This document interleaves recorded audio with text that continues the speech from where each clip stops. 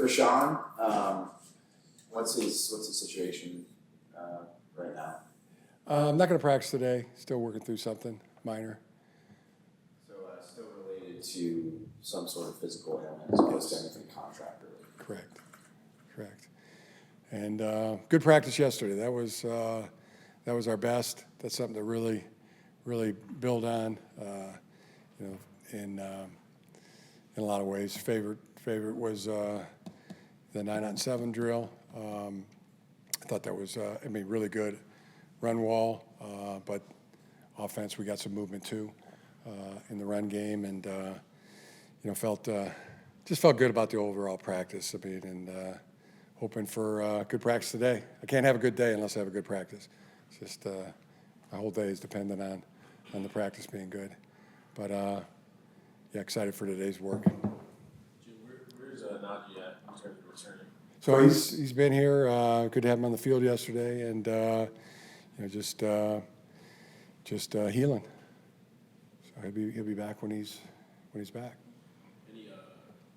I'm just asking in terms of the doctors. I know you're not a doctor, but have they relayed anything in terms? I think you said we're sure about training camp. Any change there, or no change there? No, I haven't. Don't have a timeline. Derwin, was that just a rest day yesterday? Yeah, rest day for Derwin and K-Mac.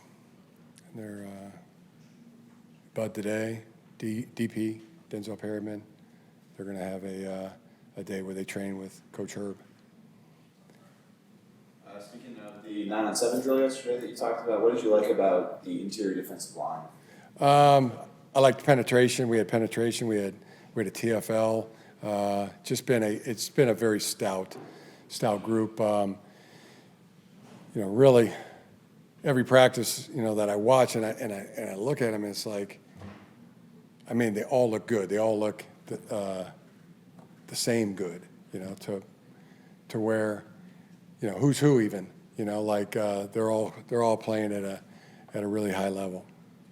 With the rotation there, how deep would you be willing to go in terms of guys that would play significant snaps for you over the course of a game?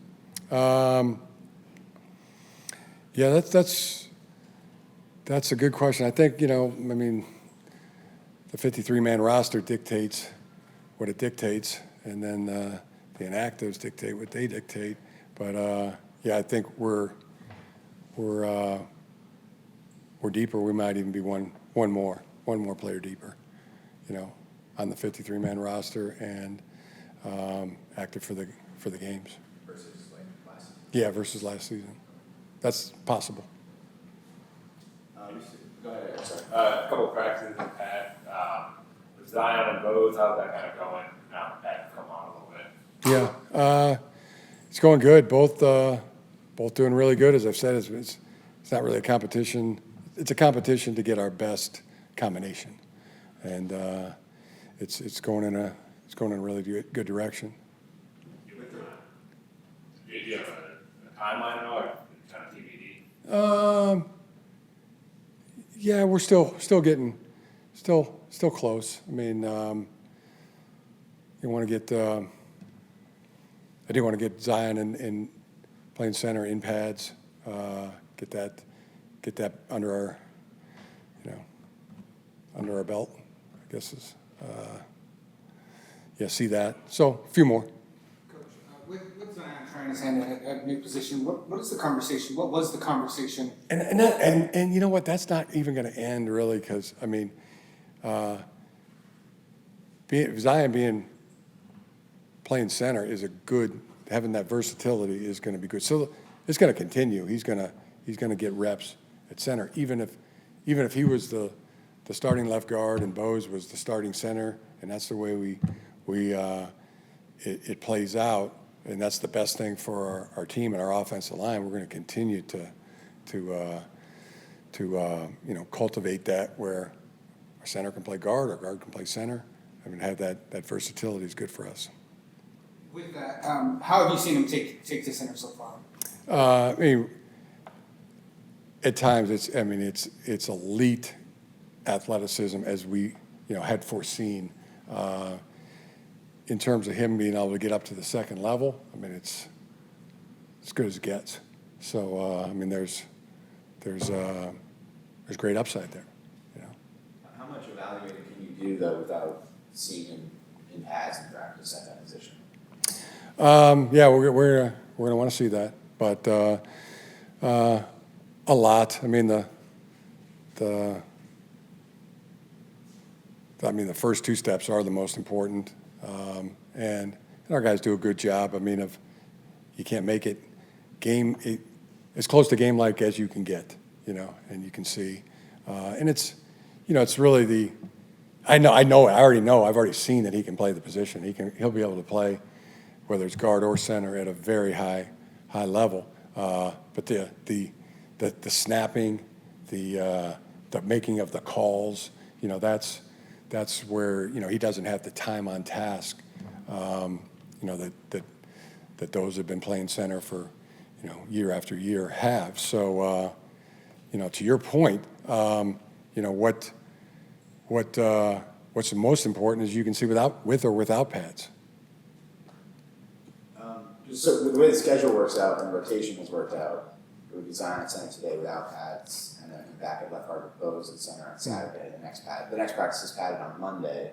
So would you switch up the rotation and have Zion in pads tomorrow, or would you just wait till Monday to keep the rotation going the way that you guys have been going to see them in pads? No, because like I just said, I mean the things that are really most important is the snaps and the time on task and that on that, which you could it's as good with or without pads.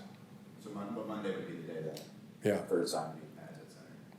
Yeah, I gotta don't have it right in front of me, The but rotation will continue. yeah.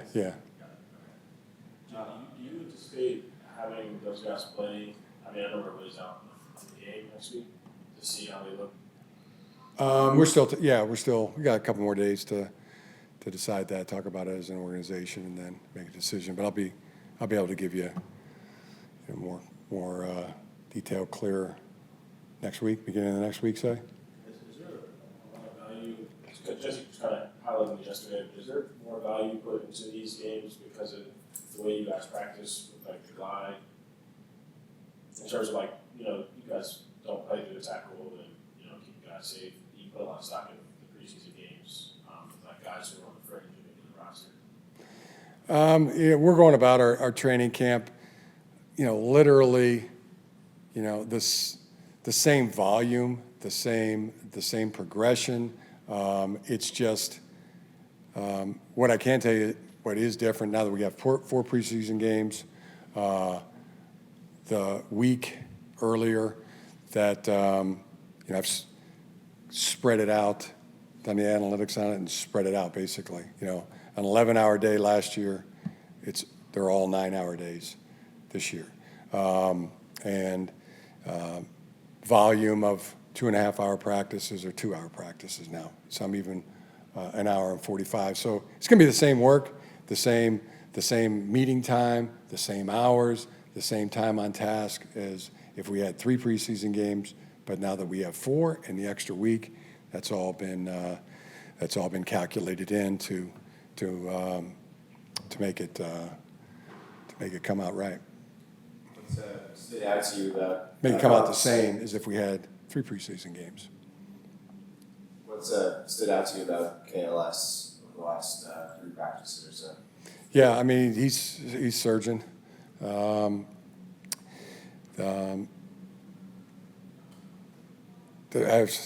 Probably he's getting good. You know, he's showing good things, and as I like to say about young players, you know, it's like he's a good player, and the longer it takes him to figure that out, the better off he'll be. So I'll just keep letting it happen, el natural. But yeah, really fired up about KLS. Coach, when you see Justin Herbert. Oh, and the other one, I know I said, but have you noticed Darius Davis showing up in a big way? He's you know, we know what he can do on teams, but I'm talking about as a receiver, legitimate weapon on offense. Very pleased with the way he's playing as well. Coach, when you look at Justin Herbert this year coming into year 6, is there like a different type of urgency or hunger that you're looking at him this season, like anything different from him? No, we want him to do exactly. We want to keep having him do exactly what he has been doing. What have you, In all phases. what have you seen from Junior with the pads on? Yeah, he's another ascending player. You know, he is stacking days right now in a great way. I don't know if you, sorry if you asked before about Antonio Gates. Do you remember coaching against him or anything like that, like him as a player? Like, do you remember about him? Mainly recruiting his son, but I mean, everybody knows Antonio Gates. Everybody knows the incredible story. I mean, probably the first person I think of when I think of in football of changing the game from the tight end position. You know, first guy I can remember, I mean, catching 10, 12, 13, 14 balls in a game. You know, that's what pops. I mean, one of the greatest of all time. When you say change, what do you mean? Like how he changed the game? That he was the focal point of the offense, and the tight end could present the kind of problems that I mean, really the mismatch issue of, well, he's too big to be covered by a safety. You know, he can bounce him like a ping pong ball. You know, and the linebackers, it's tough for them. You know, they're not fast enough or athletic enough. You know, it would take a Dayon Henley type of guy to be able to cover, and you just run out of those type of linebackers. And you know, when you start having to commit, you know, underneath coverage and a safety, you know, over the top, two guys to cover one. When one guy becomes uncoverable by one defender, and you have a mismatch if they don't, that changes the game. With Arande, we talked to you and Greg. So obviously, we've seen what he can do in the passing game, but you know, a big part of his evaluation through training camp is going to be, you know, what he can do as a blocker. A couple days in pads. What have you seen from him in that phase specifically?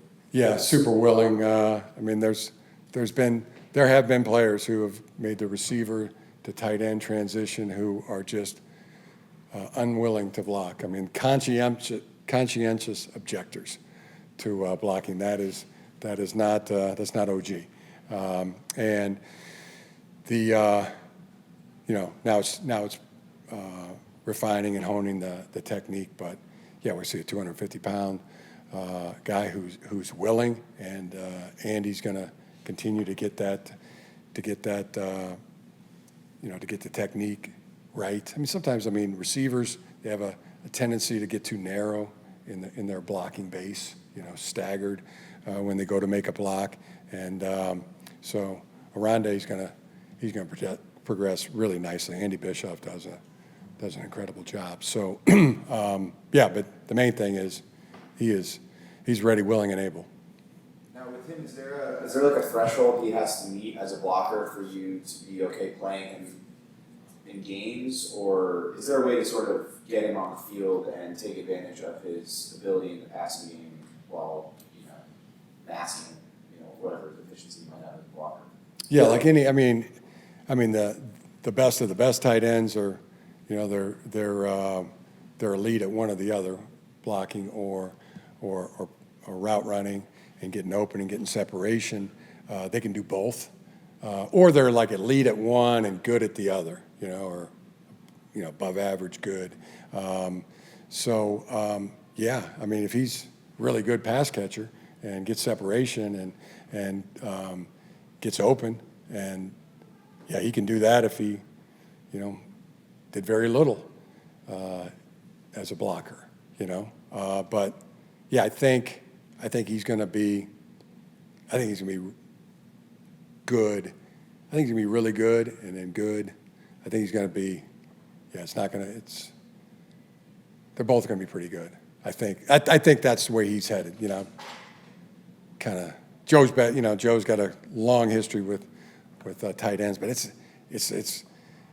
I'm pretty good at it too. Like been to this movie a few times of, seeing good tight ends, and I think he's going to be good. I think, right now we're going to have, three pretty good, really good, possibly, great tight ends. That's that position looking really good and solid to me right now. Yeah.